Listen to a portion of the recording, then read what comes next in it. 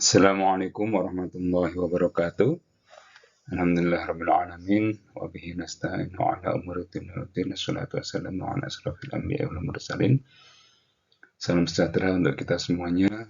Alhamdulillah pada kesempatan hari ini kita bertemu lagi dalam perkuliahan tafsir ayat politik dan ketatanegaraan. Kita awali dengan baca basmalah. Bismillahirrahmanirrahim. Hari ini kita akan melakukan perkuliahan secara online, mulai dari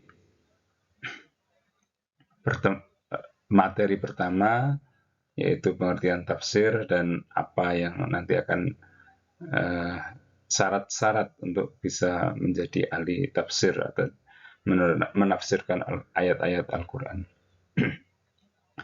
Baik, pada kesempatan hari ini kita perkuliahan secara daring karena ada kebijakan terkait dengan keamanan bangsa kita hari ini. Jadi mungkin ini pernah saya singgung di semester sebelumnya, bahwa kalau pemerintah ini tidak hati-hati, ini bisa jadi chaos ya negara ini, karena beberapa kebijakan ini yang banyak sedikit merugikan rakyat. Tapi alhamdulillah sudah tertangani dengan baik. Baik, untuk hari ini kita akan belajar mengenai apa itu tafsir. Ya. Jadi ta'riful Quranul Karim. Sebelum kita membahas tafsir, terlebih dahulu kita akan memahami dulu apa itu pengertian dari Al-Quran itu sendiri, atau Al-Quranul Karim. Ta'riful Quran ya, dalam bahasa Arab, secara lughah Al-Quran adalah masdar, ya, merupakan bentuk masdar dari kata iqra, dari kata qara'a, ya, dari kata qara'a yang bermakna tala atau membaca. Hal ini sebagaimana dalam Al-Quran, inna alina jam'ahu wa qur'ana fa idza qara'nahu fattabi' qur'ana. Nah, ini pengertian Al-Quran kalau kita secara bahasa bisa dimaknai secara bacaan atau membaca. Kemudian secara istilah, yang dimaksud dengan Al-Quran adalah huwa kalamullah, yaitu kalamullah, firman Allah, al-munazzalu ala nabiyhi Muhammad sallallahu alaihi wasallam, yang diturunkan kepada Nabi Muhammad sallallahu alaihi wasallam, al-mu'jizu bi lafdhihi, yang merupakan mukjizat di setiap lafadznya, ya. Al-muta'abbadu bi tilawatihi, yang merupakan sebuah bentuk ibadah, ya, dinilai ibadah ketika kita membacanya. Al-manqul ilaina bitawatir, yang sampai kepada kita secara mutawatir. Mutawatir itu berantai, ya, jadi tidak terputus. Nah, mudahnya seperti itu. Al-maktubu fil maswahifi min awali suratul Fatihah ila akhiri suratul Nas. Ya, jadi Al-Quran secara istilah merupakan kalamullah yang diturunkan kepada Nabi Muhammad, ya, merupakan ibadah ketika kita membacanya, ya, yang diturunkan secara mutawatir. Mutawatir itu berantai, tidak terputus, dan itu bisa dipertanggungjawabkan.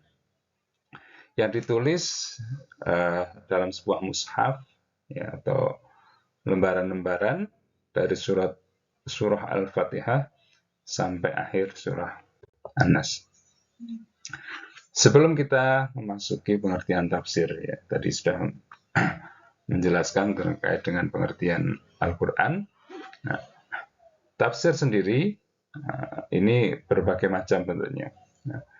Nah, ini sama seperti di gambar ini, kita melihat ada dua orang yang melihat angka 9 dan 6. Ya, dari segi posisi, keduanya bisa benar, tapi keduanya juga bisa salah. Tapi dalam tafsir, itu memang itu merupakan penafsiran manusia. Ya, jadi penafsiran manusia bisa benar dan kadang juga salah. Mungkin kurang tepat ya, tidak salah tapi kurang tepat. Tapi ketika tafsir itu sudah diupayakan, ya sudah apa diijtihadkan ya dengan sungguh-sungguh, maka ya tentunya dengan ilmu ya dengan cara ilmu itu insya Allah akan mendapat pahala satu jika salah, tapi jika benar itu maka mendapat pahala dua. Nah, sementara kita masuk ke pengertian tafsir. Pengertian tafsir sendiri, kata tafsir berasal dari kata fassara yang berarti menjelaskan, merinci, menyingkap, menenangkan sesuatu yang abstrak dan tersembunyi. Menerangkan ya, sesuatu yang abstrak dan tersembunyi. Ya, dalam Al-Quran ini tidak semuanya bisa dipahami oleh orang awam, ya tidak semuanya. Maka butuh tafsir, butuh penjelasan, butuh perincian. Ya, ketika ada sesuatu. Sampai hari ini ada beberapa yang memang ayat-ayat yang tidak bisa ditafsirkan. Ya, ada ayat muhkamat dan ayat mutasyabihat. Nanti akan kita pelajari itu. Kemudian dari segi istilah, ilmu tafsir adalah ilmu untuk memahami kitabullah yang diturunkan kepada Nabi Muhammad SAW, menjelaskan makna-maknanya, hukum dan hikmahnya. Jadi ilmu tafsir adalah ilmu ya yang memang untuk mengkaji, untuk memahami ayat-ayat Al-Quran, kitabullah ya, yang diturunkan kepada Nabi Muhammad. Ya, sehingga kita akan mengetahui, dengan tafsir ini kita akan mengetahui maknanya seperti apa, hukumnya bagaimana. Sehingga kita tidak salah dalam menafsirkan, dalam memahami sebuah ayat yang ada dalam Al-Quran. Sebagaimana kita lihat dalam gambar ini. Ini kira-kira kucing ini ke atas atau ke bawah? Ya, kira-kira kucing ini ke atas atau ke bawah. Kalau kita hanya melihat dalam frame yang sempit seperti ini, maka kita akan menebak ya kemungkinan kucing ini ke atas atau juga bisa jadi kucing ini ke bawah. Ya, beberapa orang ketika disuguhkan gambar ini ya banyak yang mengatakan ada yang ke bawah, ada juga yang mengatakan ke atas. Begitu juga tafsir ya. Tafsir itu ketika kita hanya dalam frame yang kecil, dalam frame yang sangat sempit, itu kita tidak akan tahu kebenaran aslinya. Akan tetapi ketika kita datang langsung ke lokasi ini, ya, melihat langsung kejadian, nah itu ibaratnya tafsir, kita akan mengatakan, oh ternyata kucing ini ke bawah, atau ternyata kucing ini ke atas. Ya, ketika kita bisa melihat frame yang lebih besar. Frame yang lebih besar itu seperti apa? Kita melihat asbabun nuzul ayatnya. Ya, kita melihat bagaimana situasi kondisinya. Dan sebagainya, itu merupakan bagian dari tafsir atau penafsiran. Nah, kalau kita melihat dalam Al-Quran, kita boleh menafsirkan. Ya, akan tapi kita juga tidak sembarangan. Ya, menafsirkan dengan ilmu boleh, tapi kalau kita menafsirkan secara sembarangan itu juga tidak boleh. Kita akan melihat di surat Al-Furqan ayat 33, wala a'udzubillahi minasyaitonirrajim, wala ya'tunaka bimatsalin illa ji'naka bil haqqi wa ahsana tafsira. Ya. Nah, ini salah satu ayat mengenai kebolehan kita untuk menafsirkan Al-Quran atau kitabullah. Di surat yang lain ada surat An-Nahl ayat 44, bil bayyinati waz-zubur wa anzalna ilaika dzikra litubayyina, ya, untuk menjelaskan linnasi ma unzila ilaihim wa la'allahum yatafakkarun. Nah, ya. Jadi kita memahami Al-Quran, menafsirkan Al-Quran, ini tujuannya memang untuk litubayyina, untuk menjelaskan. kepada manusia, sehingga dengan seperti itu manusia atau kita semuanya yatafakkarun, untuk berpikir. Kemudian di surat An-Nahl juga ada di ayat ke-64, A'udzubillahi minasyaitonirrajim, wa ma anzalna 'alaikal kitaba illa litubayyana lahumul ladzi ikhtalafu fihi wa hudan wa rahmatal liqaumi yu'minun.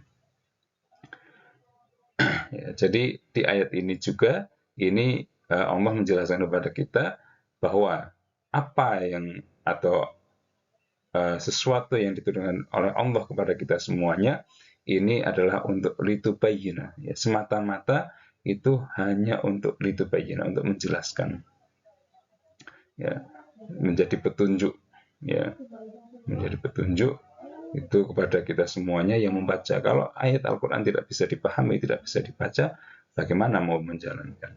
Nah, maka di sini Allah menjelaskan wa ma anzalna 'alaikal kitaba illa litubayyana lahumul ladzi ikhtalafu fihi wa hudan wa rahmatan liqaumin yu'minun.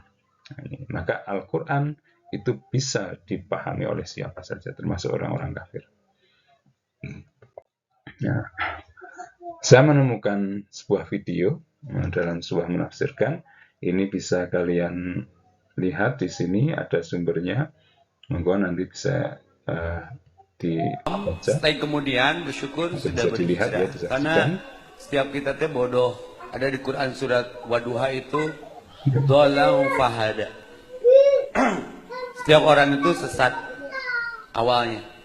Dhalau fahada. Muhammad termasuk. Maka kalau ada yang muludan, ini memperingati apa ini? Memperingati kesesatan Muhammad. Ya, Ustaz wawaniana nyebut Muhammad sesat, dak keur orok mah kabeh teh nyawana naon atuh. Yatimau fa'awa wajadaka dolang fahada. Arti wajadaka dolang fahada teh naon Ustaz? Wajadaka dolang fahada, dan ketika Allah mendapatimu dalam keadaan sesat, lalu kemudian Allah berikan petunjuk. Jadi cek Allahnya Pak Epi nyebut malam ini Muhammad itu asalnya sesat. Eta ayatna. Oke, ini video sempat viral yang menyebutkan bahwa Muhammad sesat. Nah ini ya, hati-hati. Ya, ini sudah klarifikasi dan sudah meminta maaf. Maka dalam menafsirkan Al-Quran, memang betul dolan itu sesat, tapi dalam tafsir tidak bisa dolan hanya dimaknai dengan sesat saja. Nah, maka ini hati-hati. Maka di sini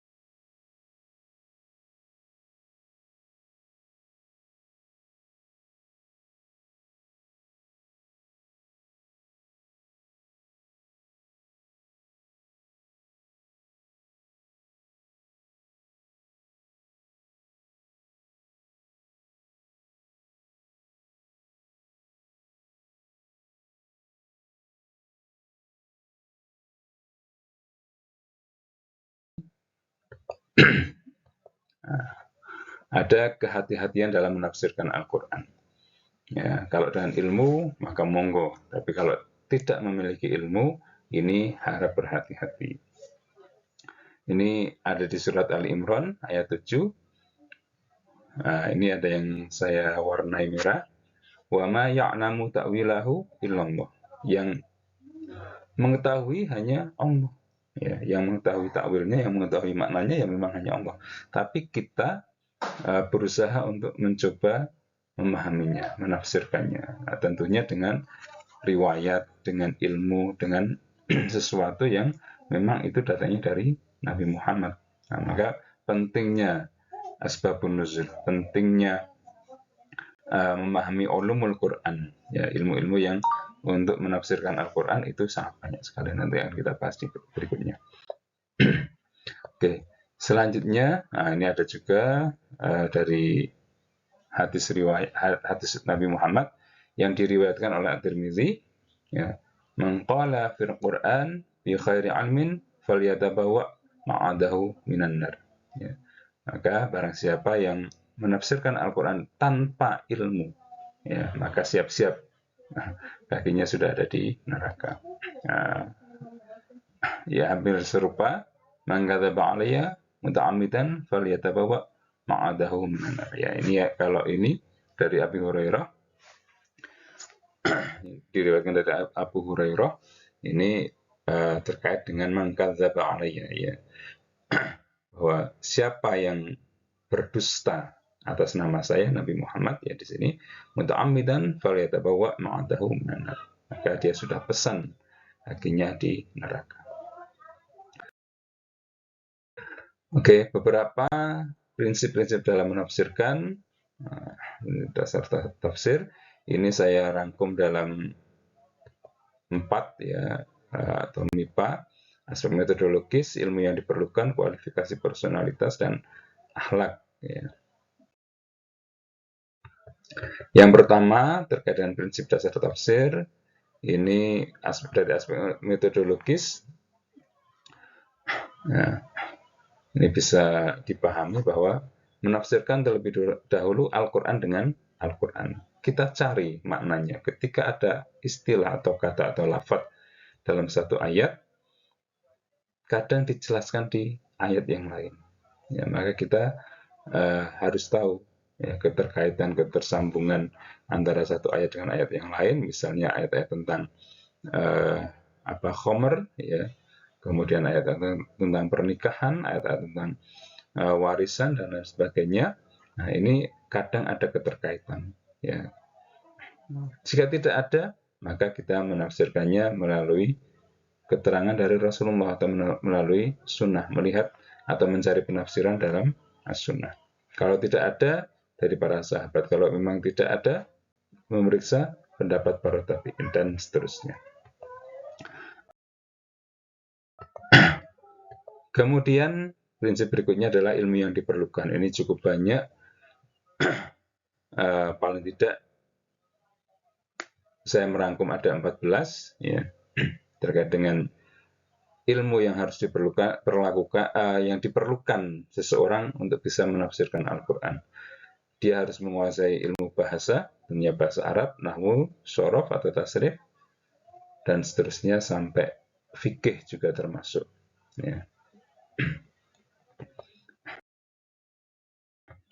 Kemudian dari segi kualifikasi personalitas, ya, berakidah yang benar, bersih dari hawa nafsu, berpengetahuan bahasa Arab dengan segala cabangnya, berpengetahuan bahasa, baik itu bahasa Arab maupun bahasa yang mau dia jelaskan, ya, atau kalau kita di Indonesia, ya, berarti memahami dengan betul bagaimana bahasa Indonesia yang baik, ya, dan benar, mengetahui pokok-pokok ilmu Al-Quran, ya, dan seterusnya. Kemudian dari segi adab atau akhlak atau etika, berniat baik dan bertujuan benar, berakhlak baik, dan seterusnya. Di sini kadang ada, ya, orang belajar Al-Quran untuk mencari kelemahan Al-Quran. Teman-teman orientalis itu banyak yang seperti itu.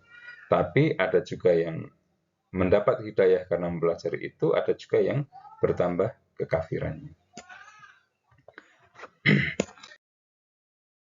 Kemudian metode tafsir, ya. Metode tafsir ini yang secara garis besar, ini ada tafsir biriwayah dan tafsir bidiroyah.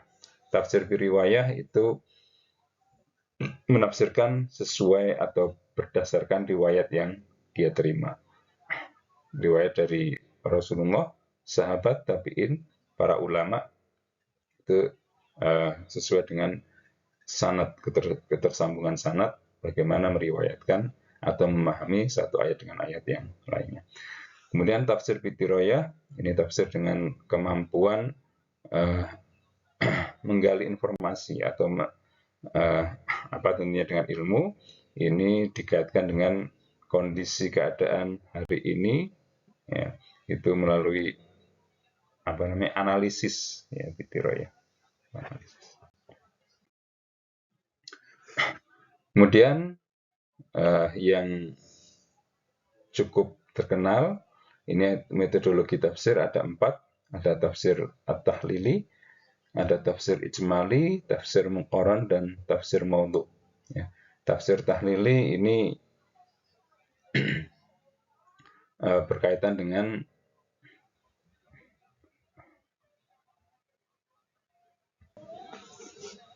tafsir tahlili adalah tafsir yang digunakan, ini termasuk tafsir yang cukup tua, ya, karena merupakan tafsir analisis, ya, atau analitik yang digunakan oleh dari dulu, ya. Ini jadi memerinci bagaimana